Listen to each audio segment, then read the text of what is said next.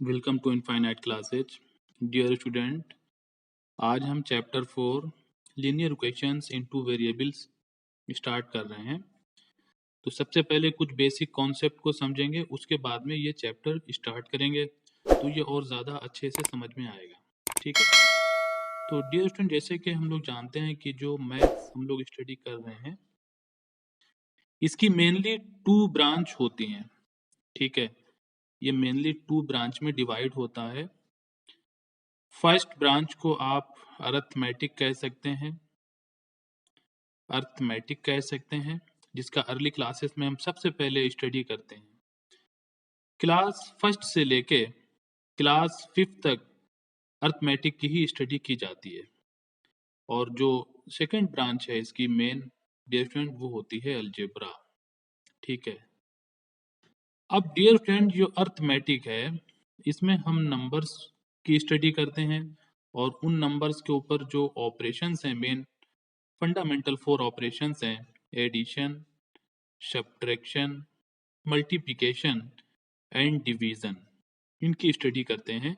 Arithmetic में हम ये समझते हैं कि नंबर्स को किस तरह से ऐड किया जाता है, किस तरह से सब्ट्रैक्ट करते हैं, उनकी मल्टीप्लाई करने का क्या मेथड है और डिवाइड कैसे किया जाता है और इनके क्या बेसिक कॉन्सेप्ट हैं।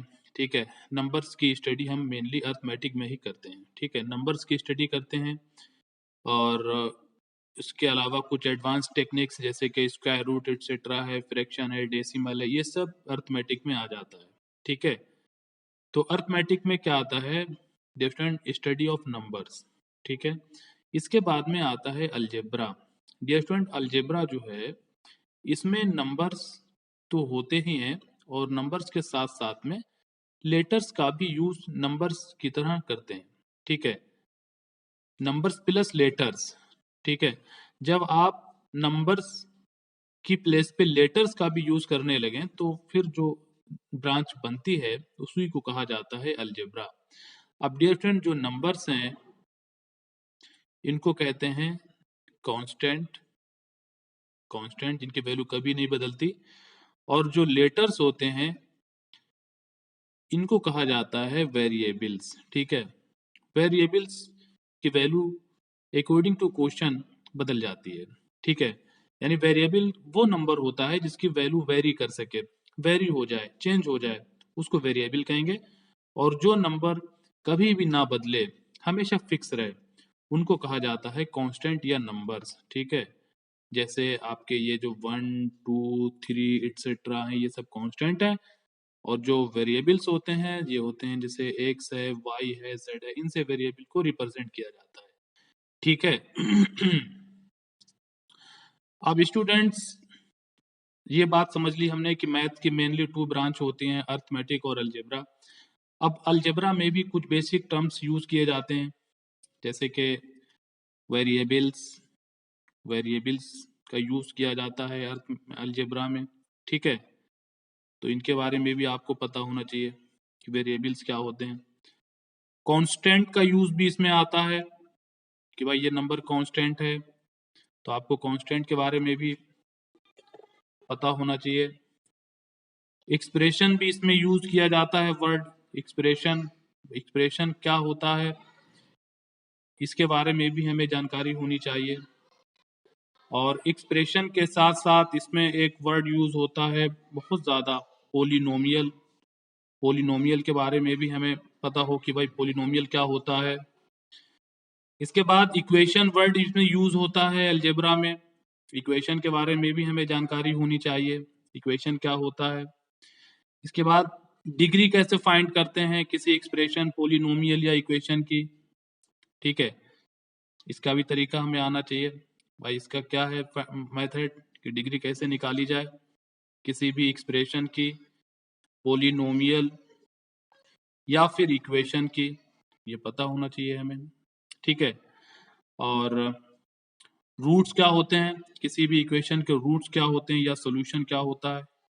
ठीक है, रूट्स या फिर सॉल्यूशन ऑफ इक्वेशन, इसके बारे में भी हमें पता हो। ठीक है, जब ये सब चीजें पता होंगी, ठीक है, तभी हम आसानी से और अच्छे से अलजेब्रा को समझ सकते हैं। ठीक है, तो देखिए सबसे पहले तो वेरिएबल जो होते हैं इनके बारे में समझें कि डिफरेंट वेरिएबल क्या होता है। तो कोई भी ऐसी क्वांटिटी जिसकी वैल्यू चेंज हो जाए, ठीक है, जिसकी वैल्यू चेंज हो जाए उसी को ही हम वेरिएबल कहते हैं। वैल्यू में चेंज, ठीक है, वैल्यू जिसकी चेंज हो जाए। अब डियर स्टूडेंट, ये जो वेरिएबल्स होते हैं इनको हम लेटर से रिप्रेजेंट करते हैं, जैसे कि X Y Z etcetera, these are variables. ठीक है, इनकी वैल्यू चेंज हो जाती है। तो ऐसी क्वांटिटीज जिनकी वैल्यू चेंज हो जाए उनको वेरिएबल कहते हैं। जैसे कि रेडियस ऑफ द सर्किल, जाहिर सी बात है सर्किल डिफरेंट साइज के होते हैं तो उनकी रेडियस चेंज होना ही है, तो ये रेडियस क्या है, वेरिएबल है। Sides of the rectangle, sides of the square, sides of the triangle, तो ये भी डिफरेंट साइज के होते हैं तो इसलिए इनकी वैल्यू भी चेंज होगी। इस तरह से बहुत सी क्वांटिटीज होती हैं हमारी लाइफ में जिनकी वैल्यू चेंज हो जाती है।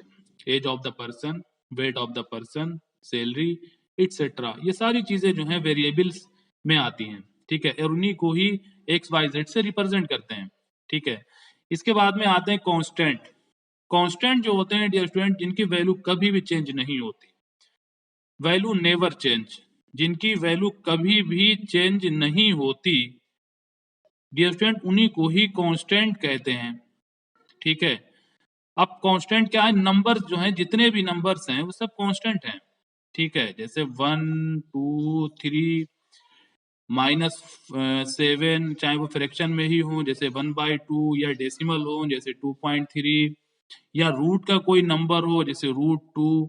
ठीक है, या जो कुछ कांस्टेंट होते हैं जैसे पाई है, ये सब क्या है, ये सब कांस्टेंट हैं और इनकी वैल्यू कभी भी चेंज नहीं होती। ठीक है, इसीलिए इनको कांस्टेंट कहते हैं। अब डियर स्टूडेंट आता है एक्सप्रेशन। एक्सप्रेशन क्या होता है, तो एक्सप्रेशन जो है ये वेरिएबल और कांस्टेंट के कॉम्बिनेशन से बनता है। वेरिएबल्स और कांस्टेंट के कॉम्बिनेशन से एक्सप्रेशन बनता है। कॉम्बिनेशन कैसे करेंगे, जो हमारे पास फंडामेंटल ऑपरेशन है, प्लस माइनस मल्टीप्लाई डिवाइड, इनसे आप वेरिएबल और कांस्टेंट को मिला दें तो जो क्वांटिटी बनेगी उसी को एक्सप्रेशन कहा जाता है। ठीक है, expression is combination of variable and constant, combination of variable and constant, ठीक है, with प्लस माइनस मल्टीप्लाई और डिवाइड, इन 4 फंडामेंटल ऑपरेशन से अगर हम वेरिएबल और कांस्टेंट को कंबाइंड कर दें तो जो चीज हमारे सामने आएगी, जो चीज बनेगी, उसी को ही एक्सप्रेशन कहते हैं। जैसे भाई x ले लिया और हमने क्या ले लिया, 2, और उसको प्लस के साथ कंबाइन कर दिया, अब ये एक्सप्रेशन कहलाएगा। x + 2 क्या कहलाएगा, एक्सप्रेशन। या फिर आपने क्या काम करा, x लिया, y लिया और इसमें से 3 माइनस कर दिया, ठीक है, ये भी एक्सप्रेशन है। कोई भी कॉम्बिनेशन आप किसी तरह से भी बना लें वेरिएबल और कांस्टेंट को, इन प्लस माइनस मल्टीप्लाई या डिवाइड से, उसको हम कहेंगे एक्सप्रेशन। ठीक है, अब आता है पोलिनोमियल। पोलिनोमियल क्या होता है, तो डियर स्टूडेंट पोलिनोमियल जो है ये भी एक एक्सप्रेशन ही होता है, लेकिन इसमें एक कंडीशन होती है। तो कंडीशन ये है कि ऐसा एक्सप्रेशन जिसमें वेरिएबल की पावर होल नंबर हो, उसको ही पोलिनोमियल कहते हैं। ठीक है, तो क्लियर है कि कोई भी पोलिनोमियल हो, ठीक है, वो एक्सप्रेशन तो होगा, यानी जितने भी पोलिनोमियल हैं वो सब एक्सप्रेशन होते हैं, लेकिन सभी एक्सप्रेशन को आप पोलिनोमियल नहीं कह सकते।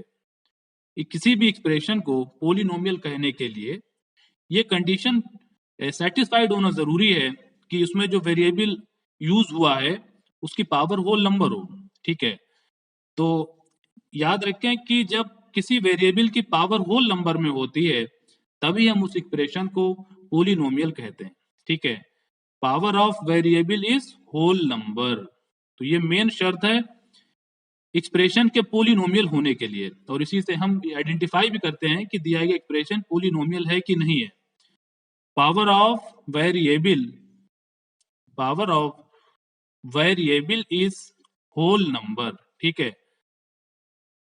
तो किसी भी एक्सप्रेशन की जब पावर होल नंबर में हो तब उस एक्सप्रेशन को पोलिनोमियल कहा जाता है। ठीक है, जैसे मैंने लिया है एक expression 2x² plus x minus 1। अब पावर चेक करिए वेरिएबल की, तो यहाँ पे पावर 2 है, होल नंबर है, इसमें पावर 1 है, ये भी होल नंबर है, इसमें वेरिएबल की पावर 0 है, ये भी होल नंबर है। तो स्टूडेंट 3 वेरिएबल इसमें आए हैं और तीनों की ही वेरिएबल की पावर जो है वो होल नंबर है। तो हम कह सकते हैं कि ये जो एक्सप्रेशन है ये पोलिनोमियल कहलाएगा। यस, ठीक है। अब अगर आपको ये दिया जाए 5x plus 2x to the power -1 plus 8 और आपसे कहा जाए कि भाई बताएं कि ये पोलिनोमियल है कि नहीं है, तो क्या करेंगे, हम वेरिएबल की पावर चेक करेंगे। तो फर्स्ट टर्म में वेरिएबल की पावर 1, सेकंड टर्म में वेरिएबल की पावर -1, थर्ड में वेरिएबल नहीं है। जब ना हो तो आप उसमें पावर 0 लगा के लिख सकते हैं, क्योंकि किसी भी वेरिएबल या कांस्टेंट की पावर 0 1 होती है। क्योंकि यहाँ पे वेरिएबल था ही नहीं, तो इसलिए इसको यहाँ पे दिखाने के लिए हम उसकी पावर 1 लगा के उसको शो कर सकते हैं। 0 भी होल नंबर है, 1 भी होल नंबर है, बट -1 होल नंबर नहीं होता। होल नंबर स्टूडेंट हमारे 0 से स्टार्ट होते हैं, 0 1 2 3 4 5 ये सारे होल नंबर होते हैं, और माइनस के नंबर हमारे होल नंबर में नहीं आते। तो हम कह सकते हैं कि ये जो एक्सप्रेशन दिया गया है ये पोलिनोमियल नहीं है, यहाँ पे नो आ जाएगा। ठीक है, पोलिनोमियल के बारे में भी पता चल गया कि ऐसा एक्सप्रेशन जिसमें वेरिएबल की पावर होल नंबर हो तो वो हमारा पोलिनोमियल होगा। ठीक है, अब इसके बाद में आता है कि इक्वेशन क्या है। सबसे ज्यादा यूज इक्वेशन का होता है कि इस इक्वेशन को सॉल्व करें, इस इक्वेशन के रूट्स फाइंड करें, इस इक्वेशन के जीरो फाइंड करें। ठीक है, तो अब इक्वेशन के बारे में हमें पता होना चाहिए स्टूडेंट कि इक्वेशन किसे कहते हैं। इक्वेशन जो है इसमें इक्वल का साइन होना मस्ट है। इक्वल का साइन यानी बराबर का जो निशान होता है ये इक्वेशन की पहचान है सबसे बड़ी। किसी भी इक्वेशन में अगर इक्वल का साइन है तो इक्वेशन है, अदरवाइज वो इक्वेशन होगा या पोलिनोमियल होगा, इक्वेशन नहीं होगा। इक्वेशन होने के लिए उसमें इक्वल का साइन होना जरूरी है। Equal sign is must. तो हम कह सकते हैं कि इक्वेशन क्या है कि जिसमें टू एक्सप्रेशन या टू पोलिनोमियल्स को इक्वेट किया जाए। ठीक है, यानी उसमें इक्वल का साइन लगाया जाए। तो ये पता चला कि इक्वेशन होने के लिए equal sign is must, equal का जो साइन है वो जरूरी है। ठीक है, ये इक्वेशन की सबसे बड़ी पहचान है कि उसमें इक्वल का साइन होगा। तो हम कह सकते हैं when two expression are equal then this is called equation. जब दो एक्सप्रेशन को आप इक्वेट कर देते हैं तब उसको ही इक्वेशन कहा जाता है। फॉर एग्जाम्पल मैंने लिख दिया x plus 2 is equal to 7। एक सिंपल इक्वेशन मैंने लिखी है, वन वेरिएबल की है। ठीक है, वेरिएबल के बेस पे भी इक्वेशन कई टाइप के होते हैं। अगर वन वेरिएबल है तो वन वेरिएबल इक्वेशन, अगर उसमें टू वेरिएबल है तो two variable equation, three variable है तो वो थ्री वेरिएबल इक्वेशन कहलाती है। ठीक है, अब इसमें वन वेरिएबल है तो जो वन वेरिएबल है और डिग्री के बेस पे भी इक्वेशन को डिस्क्राइब किया जाता है। जैसे अगर डिग्री 1 है तो वो लीनियर इक्वेशन होगी, डिग्री 2 है वेरिएबल की तो क्वाड्रेटिक इक्वेशन होगी, डिग्री 3 है तो वो क्यूबिक इक्वेशन होगी। इस तरह से हम इक्वेशन को भी डिस्क्राइब करते हैं। ठीक है, तो डियर स्टूडेंट ये linear equation in one variable का एक सिंपल एग्जांपल आपको दिया है इक्वेशन को समझने के लिए कि इक्वेशन में कितने पार्ट्स होते हैं। ठीक है, तो इक्वेशन में डियर स्टूडेंट जो है टू पार्ट्स होते हैं मेनली। वो है इक्वल के साइन का जो लेफ्ट साइड का पार्ट है इसको कहा जाता है LHS, और इक्वल साइन के राइट साइड का जो पार्ट है इसको बोलते हैं RHS। LHS mean left hand side, RHS means right hand side. ठीक है, अब देखिए इसमें x प्लस 2 भी एक एक्सप्रेशन है और 7 भी एक एक्सप्रेशन है। ठीक है, इनको इक्वल साइन से इक्वेट किया गया है तो ये इक्वेशन हो गई, यानी दो इक्वेशन को इक्वेट किया गया इक्वल के साइन से तो हम इसको इक्वेशन कहेंगे। ठीक है, अब इसमें देखिए जो x है ये वेरिएबल है। क्या है ये? वेरिएबल है, क्योंकि x की वैल्यू चेंज हो जाएगी अकॉर्डिंग टू कंडीशन। और डियर स्टूडेंट ये जो दिए गए हैं इसमें 7 और 2, ठीक है, ये है कांस्टेंट, ये कांस्टेंट है। ठीक है, और ये जो प्लस का साइन है डियर स्टूडेंट इसमें ये है एक ऑपरेटर। जैसे कि हम लोग जानते हैं कि 4 बेसिक ऑपरेटर होते हैं मैथ में, प्लस माइनस मल्टीप्लाई डिवाइड। तो यहाँ पे जो ऑपरेटर यूज किया गया है वो है प्लस एडिशन का, ठीक है। और माइनस भी हो सकता है, मल्टीप्लाई डिवाइड कुछ भी हो सकता है ऑपरेटर, बस मेन ये है कि उसमें इक्वल का साइन होना चाहिए, ठीक है, और टू एक्सप्रेशन उसमें होना चाहिए, ठीक है। तो उसको ही हम बोलते हैं इक्वेशन। अब इक्वेशन में स्टूडेंट टर्म्स भी आते हैं। टर्म्स क्या है? टर्म्स का मतलब होता है पार्ट, ठीक है। अब टर्म्स हमेशा याद रखें प्लस माइनस से सेपरेट होते हैं, प्लस माइनस से सेपरेट होते हैं, ठीक है। जैसे अगर लिखा हुआ है कहीं पे x प्लस 3, ठीक है, x plus 3 is equal to 0, और आपसे पूछे भाई इसमें टर्म्स बताइए कौन कौन से, तो टर्म्स इसमें जैसे मैंने बताया प्लस माइनस से सेपरेट होते हैं। तो एक टर्म्स हो गया x और एक टर्म हो गया 3, x, 3, ठीक है। वहीं अगर लिखा हुआ हो 3x इज इक्वल टू 0, तो मैंने आपसे कहा कि भाई इसमें टर्म्स बताइए क्या है। तो डियर स्टूडेंट, इसमें अगर आप ये कहेंगे कि एक टर्म 3 है एक टर्म x है, तो रॉन्ग हो जाएगा। यहाँ पे 3 और x जो है चिपका के लिखे गए हैं, मिला के लिखे गए हैं, ठीक है। और जब भी नंबर और वेरिएबल मिला के लिखे जाएं आपस में बिल्कुल ही बिना किसी साइन के, तो वो मल्टीप्लाई में माने जाते हैं, तब वो एक सिंगल टर्म बनता है। यहाँ वहां पे 2 टर्म्स नहीं होते हैं। तो यहाँ पे जो टर्म्स है वो सिंगल टर्म है 3x, ठीक है। यहाँ पे 2 टर्म्स आप नहीं कह सकते हैं। टर्म्स हमेशा प्लस माइनस के साथ में सेपरेट होते हैं, ये याद रखें, ठीक है।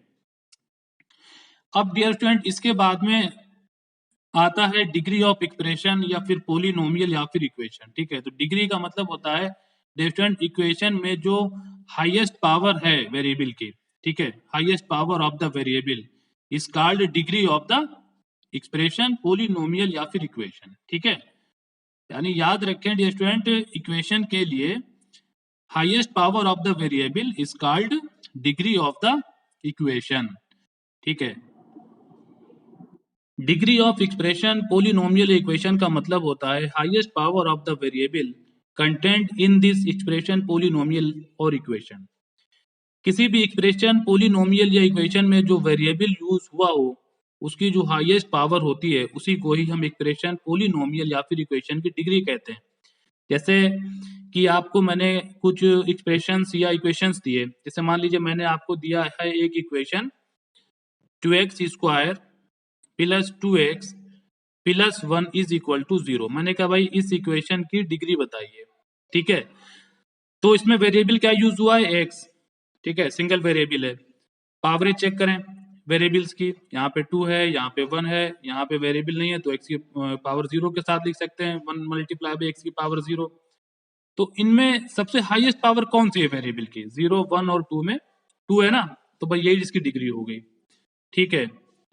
अब मैंने आपको एक और इक्वेशन दी 3xy plus 5x plus 8 is equal to 0। अब देखो ये 2 वेरिएबल में इक्वेशन है, x और y दोनों है। तो मैंने कहा भाई इसकी डिग्री बताइए। आपने देखा यहाँ पे भी डिग्री 1 है, यहाँ पे भी 1 है और यहाँ पे भी 1 है, ठीक है। आपने कहा सर इसकी डिग्री जो है वो 1 है, तो ये गलत हो जाएगा, इसकी डिग्री 1 नहीं आप कह सकते, बिकॉज इसमें 2 वेरिएबल हैं, और जब भी 2 वेरिएबल हो तो डिग्री फाइंड करने के लिए उन दोनों वेरिएबल्स की पावर्स को ऐड किया जाता है। अगर किसी टर्म में 2 वेरिएबल मल्टीप्लाई में है तो उस टर्म की जो टोटल पावर होगी, टोटल उसकी जो डिग्री होगी, वो हम उन दोनों वेरिएबल्स की पावर्स को ऐड करके फाइंड करेंगे। तो इस टर्म की जो डिग्री है 1 + 1 = 2 होगी। अब यहाँ पे 2 डिग्री है फर्स्ट टर्म में, यहाँ पे 1 है, यहाँ पे 0 है कांस्टेंट में, तो क्लियर है कि इसकी डिग्री जो है वो 2 होगी, ठीक है। ये भी ध्यान रहे, अगर एक से ज्यादा वेरिएबल हो तो उन वेरिएबल्स की पावर्स को ऐड करना पड़ता है डिग्री डिफाइन करने के लिए, ठीक है। तो ये ध्यान रहे। इसके बाद में आता है रूट्स या फिर सोल्यूशन ऑफ द इक्वेशन। ये बहुत इंपॉर्टेंट चीज है कि किसी भी इक्वेशन का सोल्यूशन या फिर रूट्स क्या होता है, ठीक है। रूट्स या सोल्यूशन का मतलब होता है कि वेरिएबल की वो वैल्यू जिसको अगर हम इक्वेशन में पुट कर दें तो इक्वेशन हमारी सेटिस्फाइड हो जाए, ठीक है। जैसे फॉर एग्जांपल मैंने एक इक्वेशन आपको दी x + 2 = 0, मैंने कहा इसका सोल्यूशन बताइए। सोल्यूशन का मतलब क्या है? सोल्यूशन का मतलब है इसमें हम x की जगह पे ऐसा क्या पुट कर दें जिससे कि अगर इधर 0 है तो इस साइड में भी 0 बने। इक्वेशन सेटिस्फाइड होने का मतलब है दोनों साइड में सेम नंबर आए हमारा, ठीक है। तो x की जगह पे ऐसे क्या रख दें, ये सिंपल इक्वेशन है। आप कहेंगे सर -2 रख दीजिए। जब आप यहाँ पे -2 रखेंगे तो -2 से +2 कैंसिल आउट हो जाएगा, ठीक है।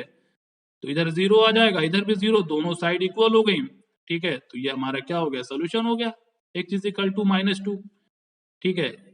तो एक सोल्यूशन का मतलब क्या होता है, सोल्यूशन या फिर रूट्स या फिर जीरो का एक ही मतलब है कि वेरिएबल की वो वैल्यू जिससे कि हमारा जो इक्वेशन है वो बैलेंस हो जाए, ठीक है।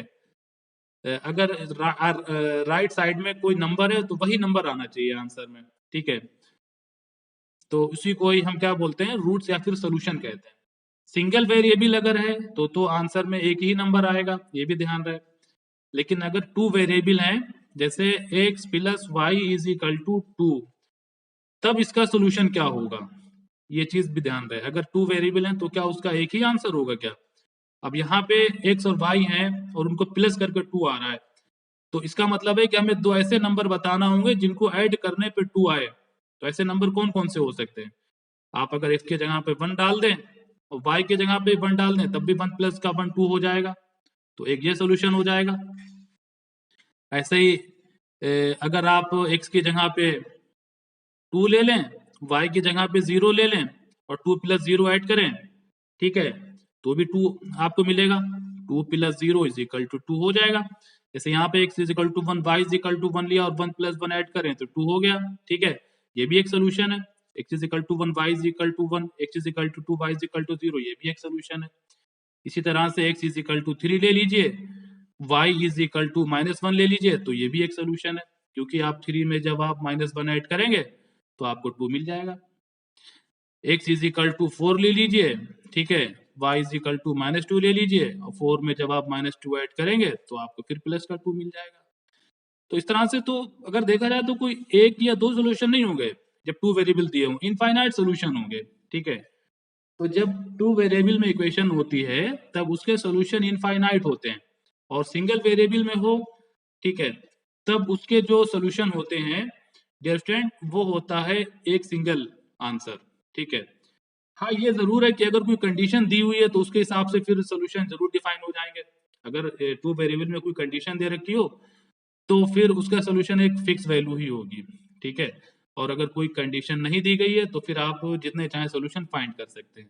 और अब आता है कि इसका ग्राफ क्या होगा, ठीक है। इक्वेशन के ग्राफ क्या होता है, मतलब ग्राफ ऑफ द इक्वेशन का मतलब यह है कि कम से कम दो सोल्यूशन फाइंड करें, और सोल्यूशन जो होता है वो पॉइंट के फॉर्म में लिखा जाता है। जैसे x is equal to 1, y is equal to 1 को हम लिखेंगे 1, 1, x is equal to 2, y is equal to 0 को लिखेंगे 2, 0। x की वैल्यू पहले लिखी जाएगी, y की वैल्यू बाद में लिखी जाएगी, ठीक है। कोई भी सोल्यूशन हो उसको पॉइंट के फॉर्म में लिखते हैं, और इन पॉइंट्स को जब आप कार्टेशियन प्लेन पे लोकेट करेंगे, ठीक है, और उसके बाद में उनको मिलाएंगे आपस में, तो एक लाइन मिलेगी, एक स्ट्रेट लाइन मिलेगी। यही लाइन होगी इक्वेशन का ग्राफ, यही लाइन होगी डियर स्टूडेंट इक्वेशन का ग्राफ, ठीक है। तो ग्राफ का मतलब होता है कि सोल्यूशन फाइंड करें, कम से कम दो सोल्यूशन फाइंड करें और उनको कार्टेशियन प्लेन पे लोकेट करें और उनको आपस में ज्वाइन कर दें, तो जो लाइन मिलती है वही लाइन ही इक्वेशन का जो है वो ग्राफ कहलाती है, ठीक है। तो ये कुछ चीजें हैं डियर स्टूडेंट जो आपको समझना चाहिए। अब इसके बाद में हम लीनियर इक्वेशन इनटू वेरिएबल्स के बारे में डिटेल से समझेंगे कि लीनियर इक्वेशन टू वेरिएबल क्या होती है, इसका स्टैंडर्ड फॉर्म या जनरल फॉर्म क्या होता है, और डियर स्टूडेंट इसका सोल्यूशन कैसे फाइंड करते हैं, ग्राफ कैसे बनाते हैं, ठीक है। कुछ और बेसिक चीजें हैं जो हम अपनी डिस्कस यहाँ पे करेंगे। Linear equation in two variable, जैसे नाम से ही क्लियर है कि लीनियर, लीनियर का मतलब डियर स्टूडेंट होता है ऐसा एक्सप्रेशन या इक्वेशन जिसमें डिग्री 1 हो, वेरिएबल की पावर जिसमें 1 हो हाईएस्ट, ठीक है, जिसकी डिग्री 1 हो उसको ही लीनियर कहा जाता है, ठीक है।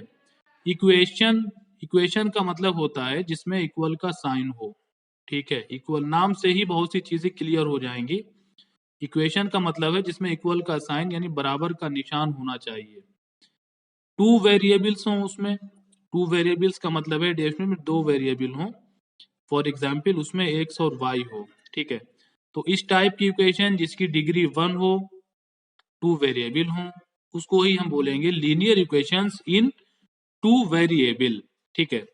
तो लीनियर इक्वेशंस इन 2 वेरिएबल की जो जनरल फॉर्म होती है, general form of linear equation in 2 variable is ax plus by plus c is equal to 0.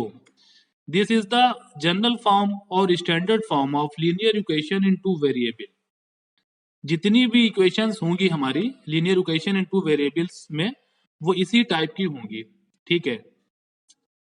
Where इसमें जो एक्स वाई हैं ये वेरिएबल्स हैं, एक्स वाई आर वेरिएबल्स, और जो ए बी सी हैं डियर फ्रेंड ये हैं कांस्टेंट, ठीक है, ये कांस्टेंट हैं, a b c are constants, ठीक है। तो इस टाइप की कोई इक्वेशन हो जिसमें 2 वेरिएबल्स हो और उसकी डिग्री हो 1, ठीक है, उसी को कहा जाएगा लीनियर इक्वेशंस इन 2 वेरिएबल्स। जैसे for example 3x plus y is equal to 7। अब इसमें डियर स्टूडेंट हमें ए बी सी की वैल्यू बताना है और इसको स्टैंडर्ड फॉर्म में चेंज करना है, ठीक है, स्टैंडर्ड फॉर्म में चेंज करके ए बी सी की वैल्यू। तो स्टैंडर्ड फॉर्म में इक्वल के राइट हैंड साइड में 0 है, कोई नंबर नहीं है, तो और इसमें इक्वल के साइन के राइट हैंड साइड में 7 है, 7 को इधर लाना होगा LHS में, ठीक है। तो 7 को इधर ले आइए, 3x प्लस वाई, अब जब प्लस का 7 जब इधर आएगा ट्रांसपोजिशन होगा तो इसका साइन चेंज हो जाएगा, माइनस का 7 हो जाएगा, ठीक है।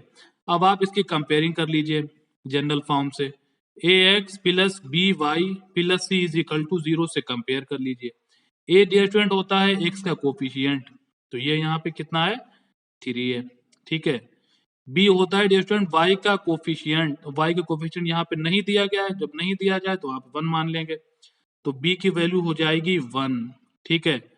और जो कांस्टेंट टर्म है इसमें डियर स्टूडेंट वो है -7, ठीक है। तो इस तरह से हम ABC की वैल्यू फाइंड कर लेंगे, और ये जो है अब स्टैंडर्ड फॉर्म में हमारा चेंज हो गया है, 3x plus y minus 7 is equal to 0, जो स्टैंडर्ड फॉर्म में चेंज हो गया। तो इस तरह से किसी भी लीनियर इक्वेशन इन 2 वेरिएबल को स्टैंडर्ड फॉर्म में चेंज करके हम ABC की वैल्यू फाइंड कर सकते हैं, ठीक है। अब डियर स्टूडेंट देखते हैं कि सोल्यूशन कैसे फाइंड किया जाता है। Solution, find 3 solutions of x plus y is equal to 2, y is equal to 2x plus 1। Dear student solution का मतलब होता है वेरिएबल की वो वैल्यू जिससे हमारी इक्वेशन सेटिस्फाइड हो जाए, मतलब उसमें अगर हम वेरिएबल के प्लेस पे सोल्यूशन डाल दें तो दोनों तरफ सेम नंबर हमें मिलना चाहिए। अगर इक्वल के साइन के इधर 2 है तो LHS में भी 2 आए, इक्वल के इधर अगर 0 है तो LHS में भी 0 आए, इसी को कहते हैं इक्वेशन का सेटिस्फाइड होना। जैसे इक्वेशन हमारे पास है x प्लस का y इज इक्वल टू 2 और हमें इसके 3 सॉल्यूशंस फाइंड करना है। तो 3 सॉल्यूशन फाइंड करने के लिए आप इसमें या तो x के प्लेस पे या y के प्लेस पे कोई भी वैल्यू डाल देंगे और फिर उसके करस्पॉन्डिंग अदर वेरिएबल की वैल्यू फाइंड करेंगे। जैसे आप इसमें क्या कर सकते हैं, x की जगह पे कोई सिंपल वैल्यूज डाल सकते हैं, जैसे मैंने कहा कि भाई x इज इक्वल टू 1 इसमें डाल दीजिए, put x is equal to 1, तो 1 plus y is equal to 2, तो y इज इक्वल टू हो जाएगा 1 उधर जाएगा माइनस हो जाएगा, 2 में से 1 गया 1, ठीक है। तो ये different x is equal to 1 और जो y इज इक्वल टू 1 इसका एक सोल्यूशन हो गया, ये हो गया इसका एक सोल्यूशन, यानी फर्स्ट सोल्यूशन इसका हो गया, ये है x is equal to 1, y is equal to 1, ठीक है। और इसको हम एक पॉइंट के फॉर्म में सिंपली 1, 1 भी लिख सकते हैं, ठीक है। अब इसी तरह से दूसरा सोल्यूशन फाइंड करने के लिए हम इसमें x के जगह पे 2 डाल सकते हैं, x इज इक्वल टू 2, तो 2 plus y is equal to 2, solve करें, y is equal to 2 minus 2 is equal to 0, तो अब यहाँ पे हमें सेकंड सोल्यूशन मिल गया। जब हमने x इज इक्वल टू 2 डाला तो उसके करस्पॉन्डिंग y की वैल्यू क्या मिली 0, ठीक है। ये हमारा सेकंड सोल्यूशन हो गया, सेकंड सोल्यूशन हो गया हमारा 2, 0, ठीक है। अब आप थर्ड सोल्यूशन भी फाइंड कर सकते हैं। अब इसमें आप x की जगह पे पुट कर दीजिए 3, पहले 1 पुट करा फिर 2 पुट करा 3 पुट कर दीजिए और इसको सॉल्व कर लीजिए इक्वेशन को। तो x की जगह पे 3 पुट करेंगे तो ये हो जाएगा 3 plus y is equal to 2, 3 को लेके जाएंगे राइट हैंड साइड में तो माइनस हो जाएगा, 2 माइनस 3 माइनस 1 होता है। अब यहाँ पे हमें थर्ड सोल्यूशन भी मिल गया, तो जब हमने x इज इक्वल टू 3 लिया y की वैल्यू क्या मिली, -1। ये हमारा थर्ड सोल्यूशन हो गया। इसको पॉइंट के फॉर्म में भी लिख सकते हैं, सोल्यूशन को पॉइंट के फॉर्म में लिखा जाता है। तो थर्ड सोल्यूशन हो जाएगा 3, -1। पहले x की वैल्यू लिखते हैं, फिर लिखते हैं y की वैल्यू। इस तरह से हम किसी भी लीनियर इक्वेशन टू वेरिएबल के 3, 4, 5 जितने भी चाहे सोल्यूशन फाइंड कर सकते हैं। ठीक है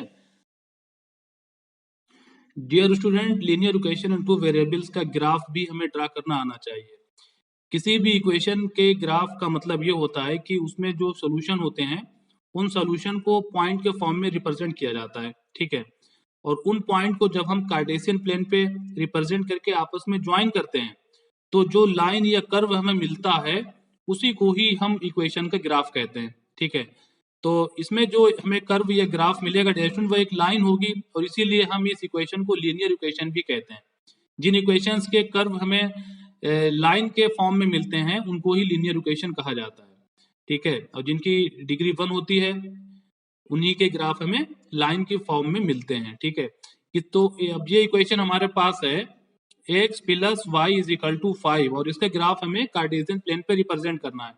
तो किसी भी लाइन को रिप्रेजेंट करने के लिए कम से कम 2 पॉइंट की रिक्वायरमेंट होती है। तो इसके लिए हम इस इक्वेशन के कम से कम 2 सोल्यूशन फाइंड करेंगे। सोल्यूशन का मतलब जैसे कि आपको बताया कि वेरिएबल की वो वैल्यू जो इक्वेशन को सेटिस्फाइड करें। x + y = 5 का मतलब है कि हमारे पास 2 अननोन्स हैं जिनको प्लस करने पे 5 आ रहा है। यानी ऐसे कौन कौन से 2 नंबर है जिनको प्लस करने पे 5 आ रहा है। तो आप x की जगह पे क्या ले सकते हैं, सिंपल वैल्यू 1 ले सकते हैं, और 1 में क्या प्लस करें कि 5 आए 4, बिकॉज 1 + 4 = 5। तो एक सोल्यूशन तो ये हो जाएगा 1,4। ठीक है, और आप x की जगह पे अगर 2 ले लें तो y की वैल्यू क्या मिलेगी, मतलब 2 में क्या प्लस करें कि 5 आए। क्लियर है कि 3 प्लस कर दें, बिकॉज 2 में जब आप 3 प्लस करेंगे तो आपको 5 मिल जाएगा। तो एक सोल्यूशन ये हो जाएगा 2,3। तो ये सोल्यूशन हो गया हमारा। इसको टेबल के फॉर्म में भी लिख लेते हैं, टेबल के फॉर्म में लिखना चाहें तो लिख सकते हैं इस तरह से। ठीक है, और इसमें क्या होता है कि ये 3 रोज भी बना सकते हैं और कॉलम वाइज भी इसको रिप्रेजेंट करते हो। मैं रोज वाइज रिप्रेजेंट कर रहा हूँ।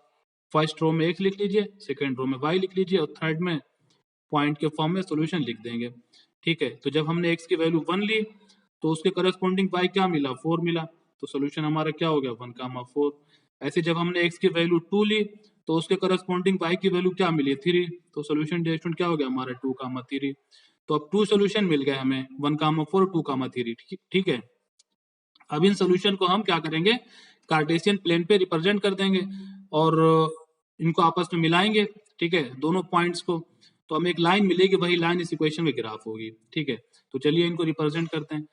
तो सबसे पहले क्या करेंगे, कार्टेशियन प्लेन बना लेंगे। तो कार्टेशियन प्लेन में क्या होता है कि 2 लाइंस होती हैं एक दूसरे के ऊपर परपेंडिकुलर।